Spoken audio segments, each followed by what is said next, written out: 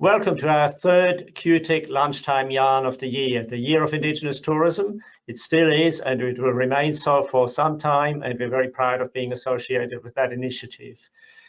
Before we start, I want to acknowledge all the traditional owners of all the lands where we find ourselves, all their elders past and present, and those emerging. We very much appreciate the opportunity to connect to so many people from across the state and from across the world, potentially. It is ironic that in those times when we can't see each other, we may be connecting more intensely with so many more people thanks to the technology, which is now applied to a very traditional, old-fashioned yarning concept. So here we're yarning online, and we welcome all of you to this opportunity here. Today, I'm very pleased to be introducing you to Dr. Gabby Walters, an associate professor at the University of Queensland, and a well-placed person to talk to us about a topic that she's been working on for a very long time, one of many topics, of course, but it is today, of course, about the way we deal with and work our way out of this crisis. Gabby did a PhD in tourism marketing, and over the last 10 years, she has spent a lot of time applying all her knowledge to the context of crisis management, of restructuring and rebuilding industries after disasters. And all of this knowledge is particularly relevant today in the time when we face one of the greatest disruptions that our industry and perhaps the world has ever faced. So it is a great privilege for us to have Gabby with us here today and talk us through this in this format here, with particular reference, of course, to the opportunities. And we always have to focus on the opportunities, to all the opportunities that this time should give us and does give us for rebuilding an industry that is so important to this state and so vital for the re-emergence of this state and its community. So without further ado, Gabby, I'll hand over to you. And I thank everybody for sharing this opportunity with us. Gabby. Thank you very much, Daniel. This presentation is all about crisis recovery for tourism, and I'm just thrilled to be able to have this opportunity to share with you some of my research in this area. I'd like to acknowledge my colleagues as well, Associate Professor Judith Mayer and Professor Brent Ritchie, who have worked with me on some of the projects that I refer to today. So first and foremost, we're going to talk about how crises affect the tourism industry. Then we're going to talk about how tourists respond to crises, and in particular what they're thinking about travelling in light of COVID-19. I'm going to talk to you about who our most viable tourist segments are at the current time and how to best communicate with them. Finally, I'm going to leave you with some recommendations around the kind of marketing messages that are most likely to appeal to our domestic travel market in particular. So let's start with talking about disasters and crises and how they impact tourism. The crises and disasters can affect tourism basically because they create uncertainty. They create uncertainty in terms of business continuity. They create uncertainty in terms of industry continuity. They create uncertainty among tourists because they don't know whether or not it's safe to travel. They don't know when it will be safe to travel. They don't know which destinations are safe. They don't know what is actually happening at the destination. This uncertainty has a great impact on tourist demand and people's willingness to travel. So it's really important that we understand what it is that creates this uncertainty and the areas that feed into this uncertainty as well. And I'll talk about this a little bit later in the lecture. Crises can be short-lived. So short-lived crises are natural disasters that are sudden and unexpected, or they can be long-running, such as COVID that we're experiencing right now. There is no one-size-fits-all approach, unfortunately, to responding to crises, but there are some generic strategies that I'm going to talk to you about today that we have tried and tested and that are known to work in a number of different situations. Obviously, with natural disasters, they're very sudden. The impact is very immediate, but the recovery is also quite quick. compared to crises such as the pandemic that we're experiencing. And the way tourists respond to natural disasters or one-off events is a lot different to how tourists are responding to this particular pandemic now as well.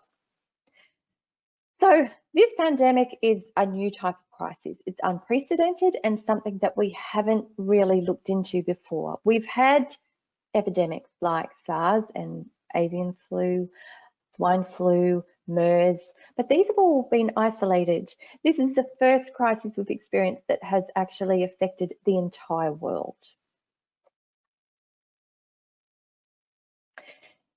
So when we're looking at how consumers respond to crises, it's really important that we acknowledge the impact that the media has on the psyche of the tourist and the impact the media has on the tourist perceptions of a destination and perceptions of the impact and the extent to which the crisis has impacted a destination. So we know that how tourists feel about travelling is greatly affected by the media, and this is due to a number of reasons. The first one is the geographic references. Now, I'm just going to show you an image here that demonstrates this particular issue. As you can see on the left side of the screen, there's an image of the map of Australia. Now, it looks to be that the whole of Australia is on fire. You've got the Northern Territory, you've got Queensland, you've got New South Wales, Victoria, South Australia, Western Australia, and parts of Central Australia. This was an image that was shared at the time of the Australian bushfires earlier this year. Now, those fires took place in New South Wales and Victoria. There were no fires in Queensland at that time. There were no fires in the Northern Territory. But if you were a tourist considering visiting Australia and you saw that map and you weren't that familiar with the geography of Australia, you'd never been here before, you live overseas, then this is your reality. So if you're an operator in Queensland, you have concern, you have need for concern, because as far as the international market are concerned, Queensland's on fire. If you're an operator in the Northern Territory, you're not exempt from that either. So it's really important to understand this, that the media can cause great confusion as to the geographical proximity of our events. Now I'm just going to go back to that previous slide again. The media's agenda. The media love tugging at our heartstrings because when we're emotionally engaged in something, we pay attention to it. And unfortunately, most of the stories that tug on our heartstrings are negative stories. So the media tends to have a negative agenda in order to capture attention towards their headlines.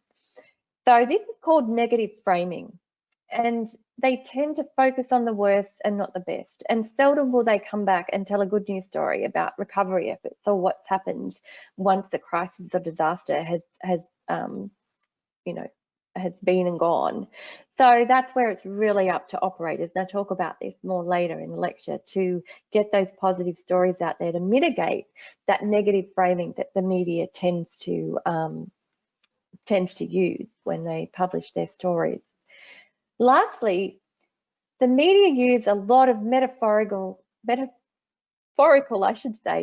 exaggerated headlines to try and sell their stories, because this is what captures our attention.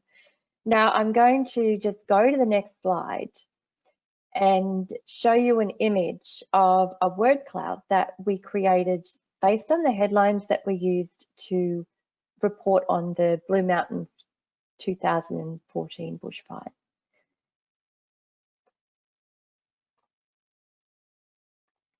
So this word cloud here, let's look at some of the words. These were the most commonly used words in the headlines to report on the Blue Mountains fires, which actually burned just 250,000 hectares of land. And there was unfortunately one life lost, and that was of the pilot who was operating the helicopter at the time. So these headlines: nightmare, D-Day, catastrophic, mega, inferno, Armageddon, end of the world, heartbreak, ravaged, hellfire. Now, obviously these headlines are going to have a detrimental effect on how people are feeling about the destination that is incurring all of these horrible circumstances. So this was in between, I might add, the football season and the cricket season, so the media were a little bit harder for a story. But as you can imagine, these kinds of words that are used in headlines, one, attract our attention, and two, really damage the reputation and the image of those destinations that are affected. I'm just going to show you some other media headlines that have come out around COVID. Now, these are negative, there's no doubt, but they're not going to be necessarily detrimental, and I'll explain why in a few slides' time. So let's look at this headline. Almost 1 million Australians out of work due to coronavirus. RBA tips economy to take a 10% hit. Australian hotels face ruin if coronavirus impact on tourism worsens, industry chief says. This is how a coronavirus could affect the travel and tourism industry, and that was all doom and gloom. Hotels and resorts across regional Australia suffer massive job losses from tourism collapse. Now, these are all negative, but as I said, they are not necessarily detrimental. And as I mentioned, we're going to talk about this in a moment.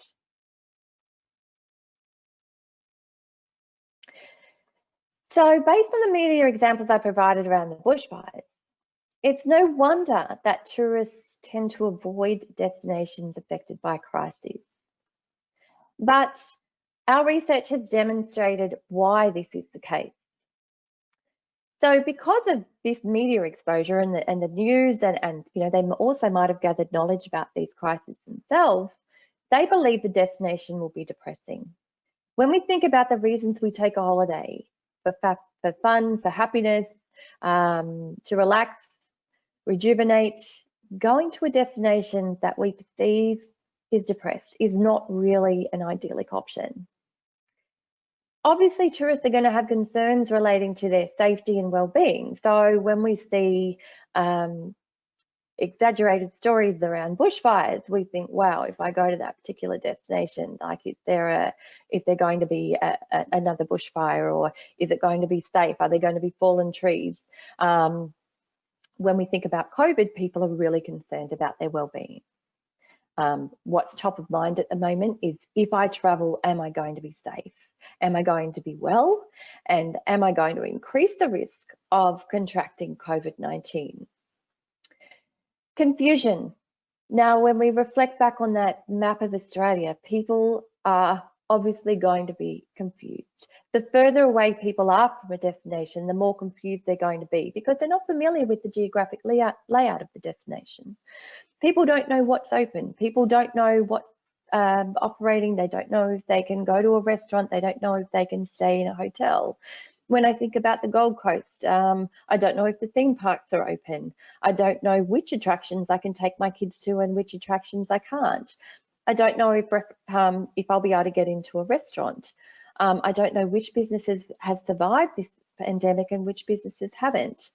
There's a roadmap, but that roadmap can be quite confusing to read, and as a tourist just wanting to plan my journey, there's a lot of confusion at the moment around where I can and can't go. An example of where people were confused is when we did a study on the Queensland floods. People thought that if they travelled to Queensland, it would be really bad weather. However, the day the river peaked in Brisbane was blue sky. But when we think about floods, we think about rain, we think about bad weather, and that's also confusing for tourists in terms of their perceptions of what status the destination is going to be in. There's also the fear of getting in the way. People don't want to get in the way of the recovery. They generally want to stay away because they think that destinations are there picking up the pieces, rebuilding, and in a lot of cases this is true. But tourists generally feel that they're best to stay away because they don't want to be seen as interfering with the recovery efforts of those destinations that have been affected. All right, next slide. But the good news is that some tourists still will travel. And our studies have found that tourists who decide to travel in the event of a disaster are mainly driven by these three things. Now, the first point, empathy and altruism. I want you to reflect back to those stories around how the media reported the impact that COVID-19 has had on our industry. Well, guess what? That has really pulled at the heartstrings of our domestic tourists. The study I have done recently indicated that the #1 reason people are going to travel following COVID-19, or when the restrictions are eased a little, is that they want to help the industry get back on their feet. They want to help the tourism industry recover. They want to help the Australian economy recover. So that media coverage that focused on the devastating impact that COVID has had on our tourism industry has in fact worked in our favour. Also, the sad stories that the media release around any disaster can evoke feelings of empathy and altruism among the market. So that has been the #1 reason people will travel after a disaster in a number of our projects, not just COVID, but also bushfires and floods, particularly if they happen in Australia and particularly among the domestic market. Curiosity is another driver. Now, it's important to remember that curiosity is more prevalent when we are looking at something that has happened overseas and we're looking at the preferences of the Australian tourism market. For example, the Christchurch earthquake. When we looked at Australia's travel intentions towards Christchurch after the earthquake that occurred over there, the main driver was curiosity. They wanted to see what an earthquake-stricken city looked like. Christchurch were very clever in this regard, in that they developed some tourism attractions that actually involved a tour of the red zone, so the area that was affected by the crises. And they also developed an interpretation centre, which allowed people to actually feel what it was like to be in an earthquake. So they capitalised on this particular motivation. In Australia, though, if we're looking at a crisis that's occurred in our own backyard, then people are really likely to be more driven by that need to want to help and help their own tourism industry get back on their feet. The third motivation was people are really intrigued by and warmed by, I think, the community spirit and the sense of camaraderie we see when destinations are recovering from a crisis or a disaster.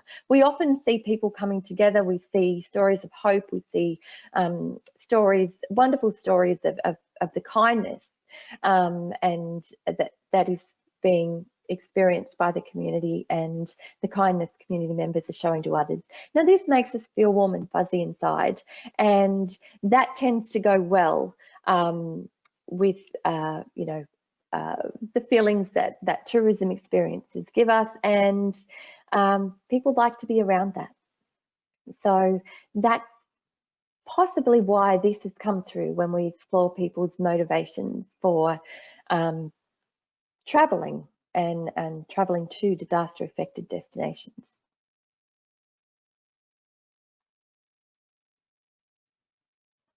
So let's look at COVID-19 in particular. This study I did was conducted in April, just after the Easter holidays. And I basically wanted to explore how people were feeling about travelling in light of COVID-19. Now, the study conducted asked people to place themselves or consider the fact that restrictions will ease at some point, and they were asked to consider their travel willingness and intentions once these restrictions were eased.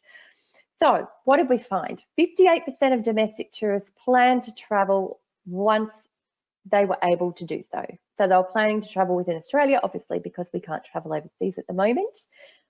A third of those surveys will wait 12 months. 15% claim to be in no financial situation to travel for at least 12 months. Now, we expected that because we know that there have been many people that have lost their jobs and are going through financial hardship at the current time. However, this was just 15% of the people that we surveyed. Seniors were in no hurry compared to millennials. Now, this makes sense because the older generations have been told to take particular care and may feel more vulnerable to this pandemic than the younger generation. So this wasn't a surprise. Frequent travellers, so people who have travelled 3 to 5 times a year as a norm, were more likely to travel than those who would only travel, say, once or twice a year. Coastal destinations, followed by regional destinations, were a lot more popular than cities. So only 17% were prepared to travel to cities. Now, this is great news for those operators that have their businesses located in coastal or regional destinations, because obviously the market is feeling more comfortable about traveling to these destinations. And it makes sense because there's more room, there's more space, there's more open spaces. And cities, we're congested, and lots of people, busy shopping centres. So I think that is not boding well in terms of people's desire to want to be able to spread out and keep their distance from others. Cities in the short term will probably have to rely on their local markets, so the local people that actually live there in the short term. Of those willing to travel, 46%, now this is important, are actually seeking information to plan. So don't assume nobody's thinking about travelling. And even more so now, once our restrictions are easing, people are starting to plan their travel. So it's really important that we remain active and your websites remain active and we remain open for business in the eyes of our consumers. Because if we go to a website and then there's a message on there saying, sorry, closed because of COVID, that's easy to make a decision there, because it's like, well, okay, I'm not going to think about visiting your business because I don't know when you're going to open again. People placing a high trust in the Australian government to guide the way. This study showed that people are really listening closely to the government. So the industry is quite dependent on the government in terms of steering people towards certain destinations, but also reassuring people that it's safe to travel. 65% of those surveyed trust the Australian tourism industry to do the right thing. And Australia is actually showing it's being safer than international destinations. So while we have a forced domestic market at the moment, my prediction is that domestic travel will still be favoured once our international borders open, purely because Australia has done such a great job in responding to this crisis. Number one motivation, as I mentioned before, is altruism, to help the tourism industry recover. And this is great news for us domestically. So I wanted to know what kind of actions that the tourists will take to reduce the risk of getting COVID-19. This is important for us to know as tourism operators, because we need to understand what the tourists are expecting of us in order to help them remain safe and ensure that our number one priority is their well-being.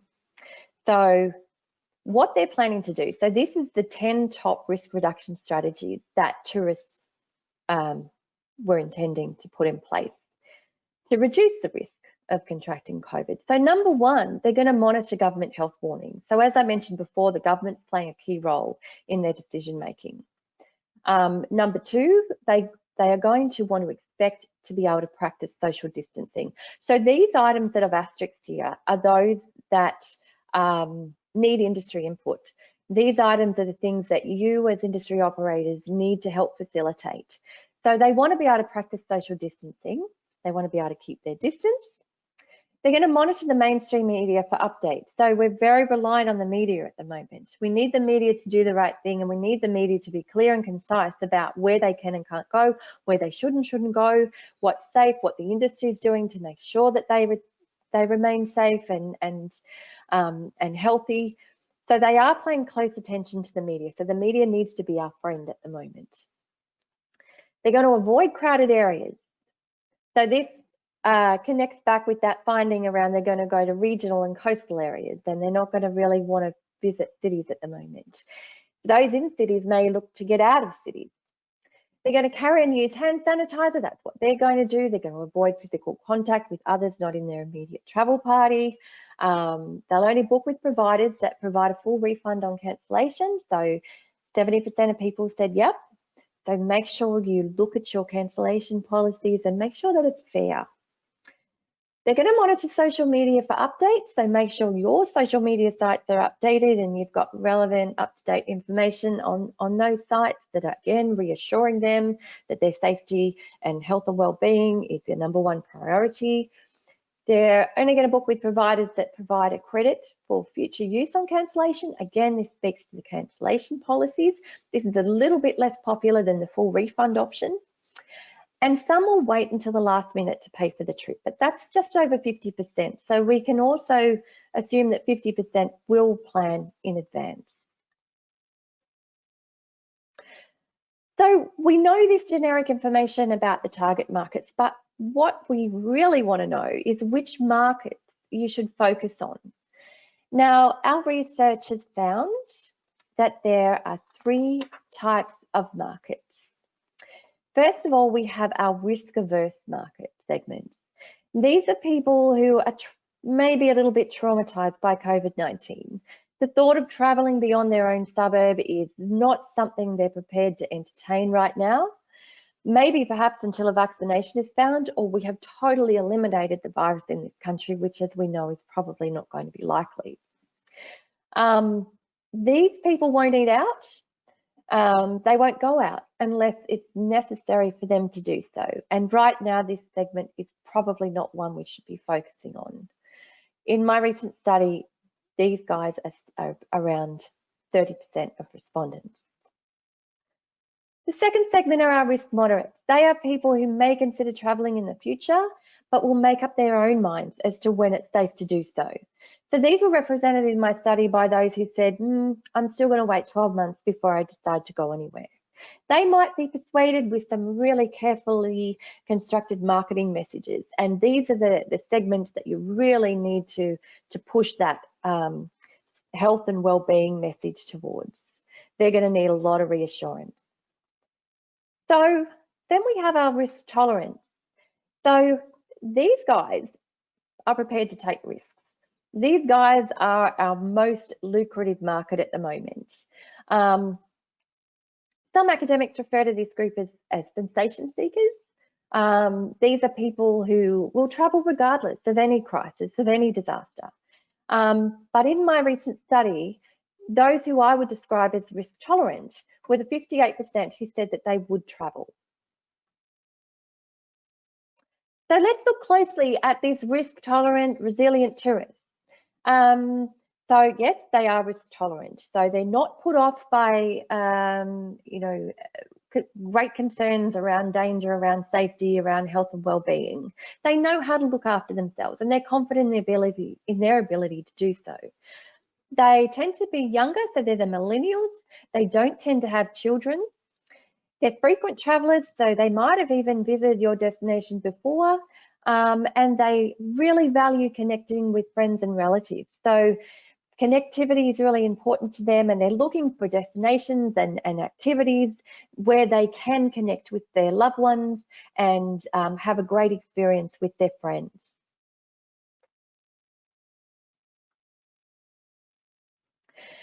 So a few slides to go, but I just want to talk about some opportunities for your business as a result of COVID-19. It's been a really tough ride, and I do not for 1 minute underestimate how difficult this has been for everybody in tourism. And I think it's time now to move forward and to really focus on how we can come out of this on a positive note and move forward productively and constructively and look at what opportunities are ahead.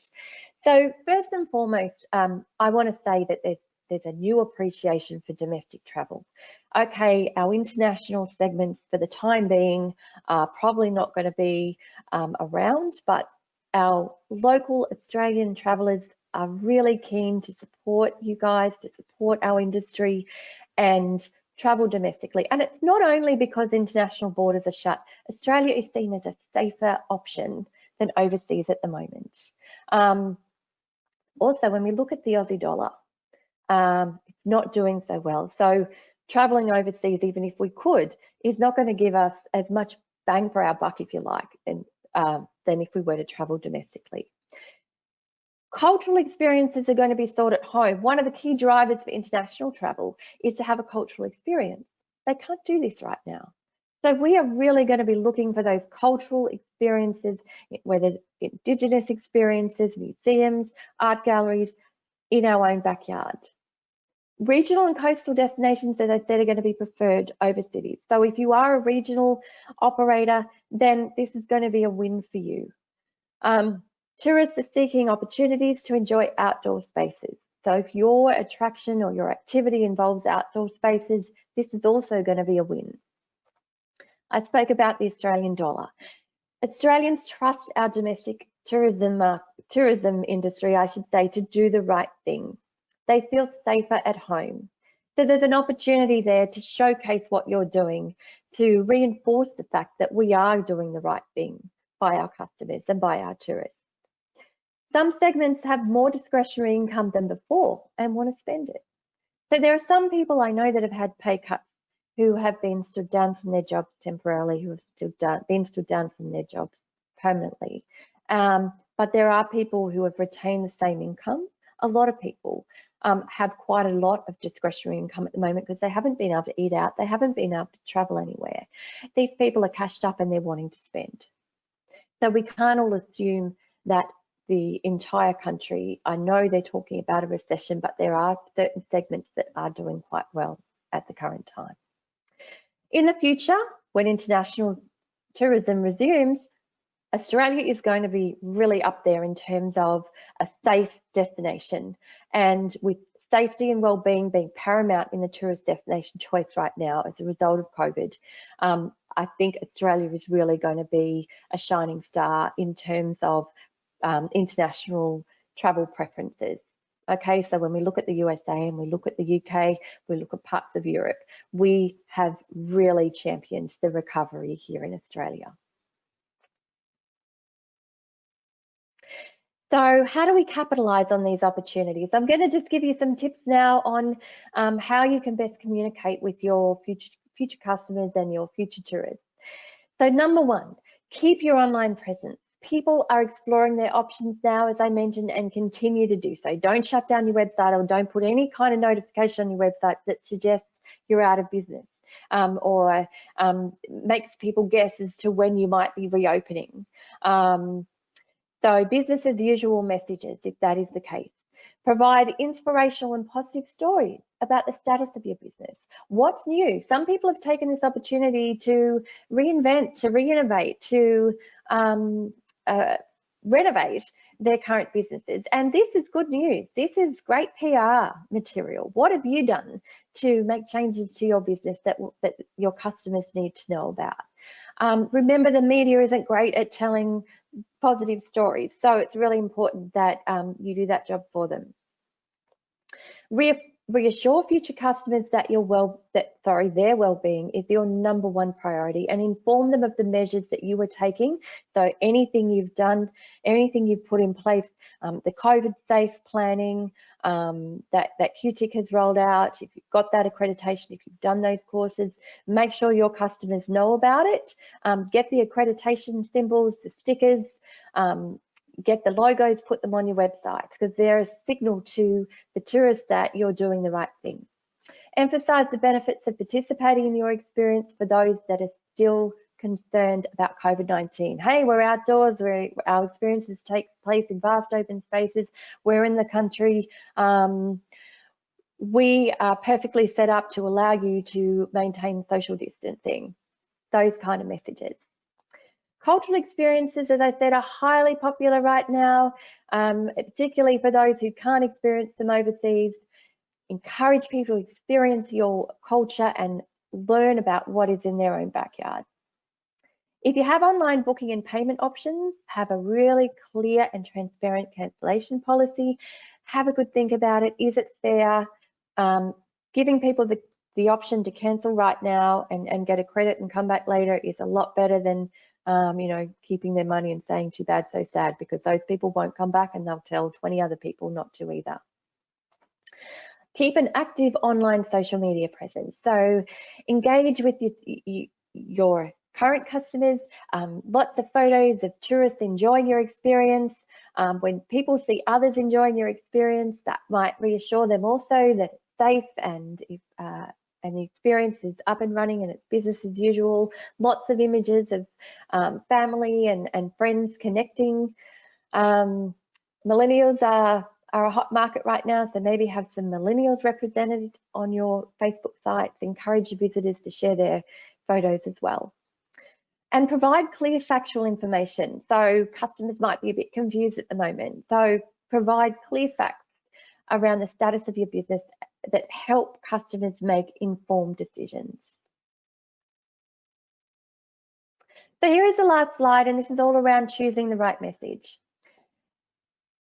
First and foremost, be welcoming, but at the same time, let your future customers know that their business is more important to you than ever before. Okay, tap into that altruistic motive. Target those heartstrings. People are feeling for the industry at the moment, and they really want to see the industry get back on its feet. We see some examples of this in destination campaigns, in, you know, encouraging people to help the industry recover and assist the Australian economy. And I think people realise just how important tourism and hospitality is to our economy. And I think these kind of messages will really target those heartstrings and tap into that altruistic motive. Open and ready to host you. People might be worried that, you know, they know we've done it tough, but they need to be reassured that it's all okay, and everyone's moving onwards and upwards. So that open and ready message is important as well. Show resilience. Bigger, better than ever. Resilience is really important in any kind of crisis recovery. People want to know that you've come through this and you've survived this, and you are now, you know, bigger and better than ever, and more resilient than ever. And it sort of reassures the tourists and gives them a sense of confidence that it's all going to be okay. Reasons why we should visit your experience, and I mentioned that before. Make it easy for them to decide why they should come, rather than your customers coming up with the reasons why they should come themselves. Make it clear and obvious why they should come and visit you. Tap into the desire for those cultural experiences, and I'm sure you all offer wonderful, rich cultural experiences, so make those front and center as well. That your safety and well-being is our priority. That's what tourists want to hear. And feature families and friends, as I mentioned before, enjoying your experience. So any imagery that you choose for your marketing messages, they're the people to feature. You always want to feature the target market that you're wanting to appeal to. And that's really important, because we, as target segments, need to relate to the people that are in that and connect to the people that are in those particular advertisements.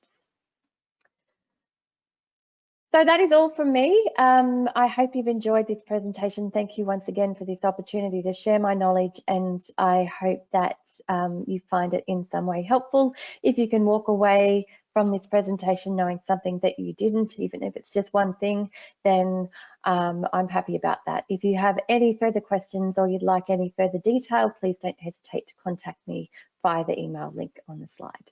Thank you.